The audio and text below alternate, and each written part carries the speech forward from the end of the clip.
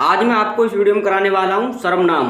सर्वनाम किसे कहते हैं, सर्वनाम के कितने प्रकार होते हैं और हिंदी व्याकरण में सर्वनाम का कहाँ पे इस्तेमाल होता है। तो करते हैं वीडियो शुरू। सर्वनाम की परिभाषा। संज्ञा शब्द के स्थान पर उपयुक्त होने वाले शब्द को सर्वनाम कहते हैं। जैसे मैं लड़का हूँ। मैं का शब्द क्या होगा, सर्वनाम हो गया, और लड़का शब्द क्या हो गया, संज्ञा। संज्ञा शब्द के स्थान पर उपयोग होने वाले शब्द को सर्वनाम कहते हैं। ये मूल रूप से 11 हैं। मैं, तू, आप, यहाँ, वहाँ, कोई, कुछ, जो, सो, कौन, क्या। ये संज्ञा की दृष्टि से कम है, जबकि संज्ञा शब्द अनंत है। संज्ञा को हम गिन नहीं सकते। प्रत्येक जो वस्तु संसार में विद्यमान है उसका एक नाम है, वो एक संज्ञा है। संज्ञा को हम गिन नहीं सकते। सर्वनामों संज्ञा को अपने सामने वाले शब्द सर्वनाम है। जैसे मैं का उपयोग करते हैं, मैं लड़का हूँ, कहाँ, यह शब्द का उपयोग करते हैं ना, वो जिस शब्द का हम उपयोग करते हैं संज्ञा के सामने वो सर्वनाम है।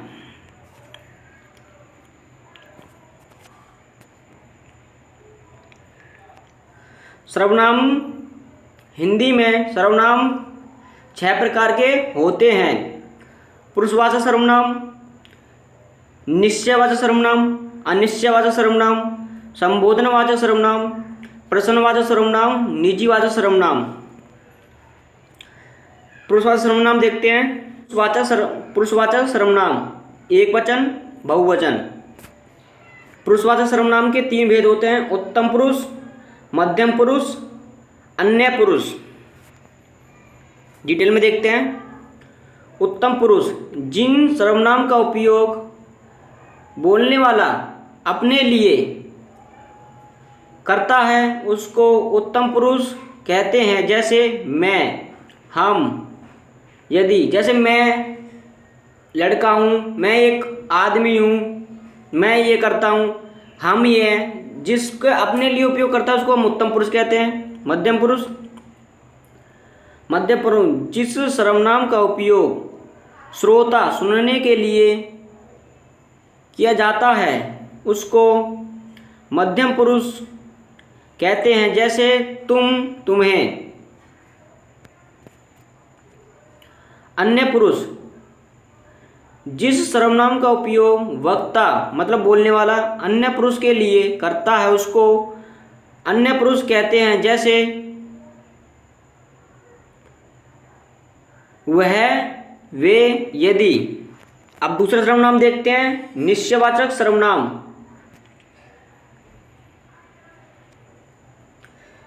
इस चित्र में राम कहता है यह सुरेश है। इसमें ये राम है और ये इससे कह रहा है ये सुरेश है। ये अपने किसी व्यक्ति को बता रहा है मैं ये सुरेश है क्या।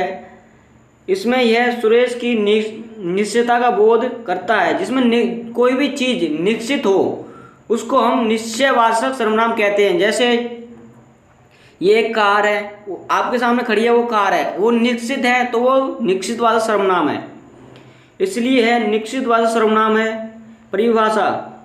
जो सर्वनाम किसी व्यक्ति, वस्तु, प्राणी या निश्चयपूर्ण बोध करते हैं उन्हें निश्चयवाचक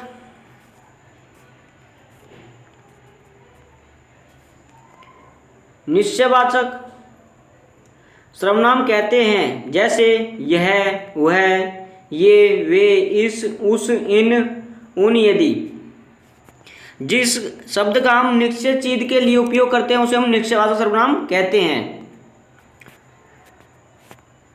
अनिश्चयवाचक सर्वनाम। माँ, दरवाजे पर कोई खड़ा है, कुछ मांग रहा है। इस वाक्य में कोई और कुछ अनिश्चय का बोध करते हैं। ये लड़की बोल रही है माँ दरवाजे पे कोई खड़ा है, लेकिन इसको पता नहीं है कि दरवाजे पे खड़ा है या नहीं खड़ा है, ये बस अंदाजा लगा रही है। अनिश्चय, वो पता नहीं है लेकिन अंदाजा लगा रही है।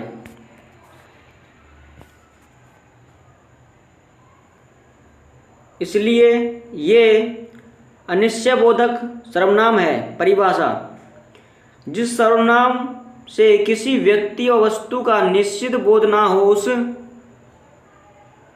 उसको अनिश्चयवाचक सर्वनाम कहते हैं। जैसे कोई, कुछ। जो वस्तु या किसी भी चीज़ निश्चित ना हो लेकिन उसका अंदाजा लगाया जा रहा हो उसको हम अनिश्चयवाचक सर्वनाम कहते हैं। संबोधन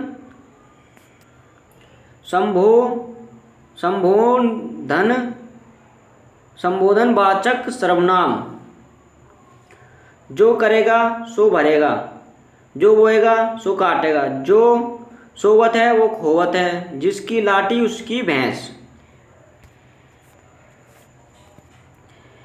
इन वाक्यों में जो, सो, जिसका, उसका एक दूसरे वाक्य से संबंध व्यक्त करते हैं। जो वाक्य एक दूसरे से संबंध व्यक्त करते हैं इसलिए शब्द संबोध बोधक हैं।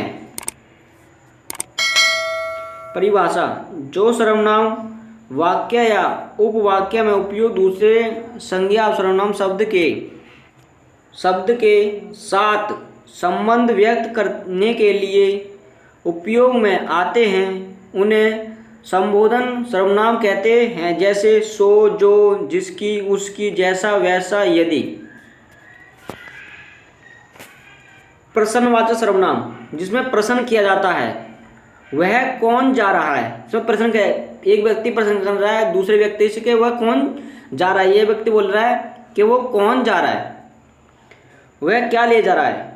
इन वाक्यों में कौन व्यक्ति के लिए व क्या वस्तु के लिए उपयुक्त है, इसलिए ये प्रश्नवाचक सर्वनाम है। परिभाषा: जिस सर्वनामों से किसी व्यक्ति वस्तु के लिए प्रश्न शब्द का उपयोग होता है उन्हें प्रश्नवाचक सर्वनाम कहते हैं। जैसे कौन, क्या, यदि। जिसमें प्रश्न किया जा रहा हो उसको हम प्रश्नवाचक सर्वनाम कहते हैं। एक इससे समझ सकते हो, इस शब्द, इस डॉट से ये क्या, ये चिन्ह जब भी वाक्य के पीछे लगा हुआ क्या होगा? प्रश्न।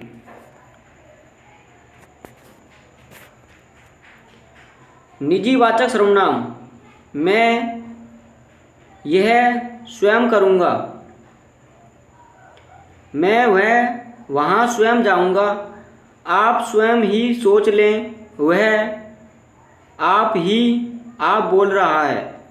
ऊपर वाक्यों में मैं, स्वयं, आप शब्द जिस निजी वचन है। निज का अर्थ होता है स्वयं या अपने आप, इसलिए ये निजीवाचक सर्वनाम है।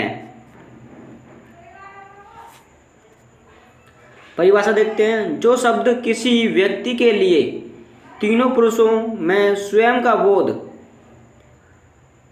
करते हैं उन्हें निजीवाचक सर्वनाम कहते हैं। जैसे स्वयं, अपने, आप, यदि।